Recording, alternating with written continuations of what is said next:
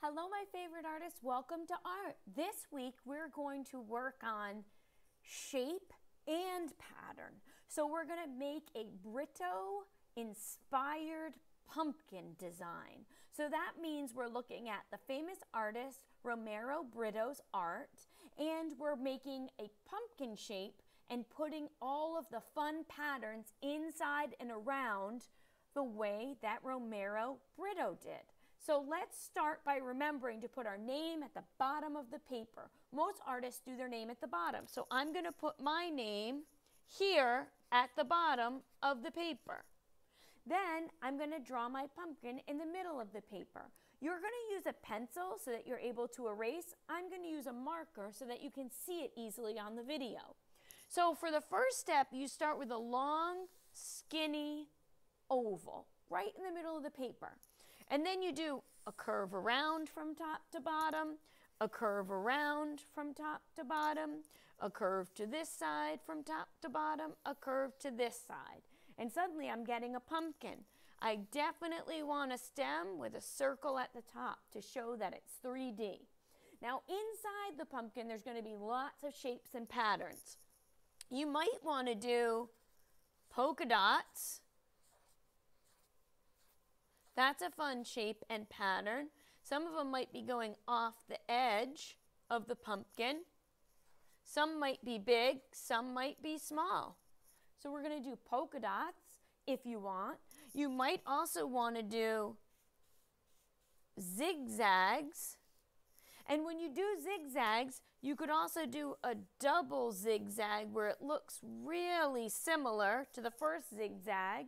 And then I'm going to make it a triple zigzag, and I'm going to do another zigzag and a few more inside the V shapes. So now I have a zigzag area and a polka dot area. In the middle, I think I want to do lines going from side to side, and I might just leave it like that. That's my pattern. Now for these two, I think I want to do spirals on this side because I really like spirals. Okay? And on this side, I think I want to do a pattern of squares. I'm just going to do squares next to each other over and over again. Squares, squares, squares. I could do dots in between the squares. Anything you want to fill the space and make a repeating pattern. Now, for the background, you might just want to do some lines, horizontal, diagonal, and vertical, just to create other areas that create a background kind of like Romero Britto did. Now, for the pumpkin, we're going to use warm colors. And for the background, we're going to use cool colors.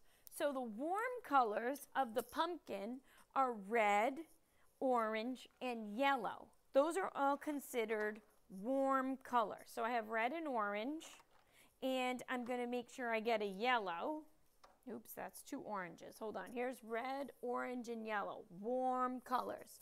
These patterns will get filled with the warm colors. And I remember that warm colors are like when I go to the sink and I know that a fire is warm and I see red is hot or warm. And then cool colors, ice is cool, and a lot of times ice is represented with blue, cold blue ice. So we're going to do a pattern. I'm doing a repeating pattern of warm colors here. And I'm going to do that all over this pumpkin. The background is going to be all cool colors. Cool colors are blues and purples. So I'm going to do these cool colors in the different sections of the background. And when you do that, the cool in the background and the warm in the pumpkin, then it really pops. It makes the pumpkin stand out. That's called contrast, when you have two opposite things happening. Cool colors in the background, warm colors in the main subject. All right, have fun.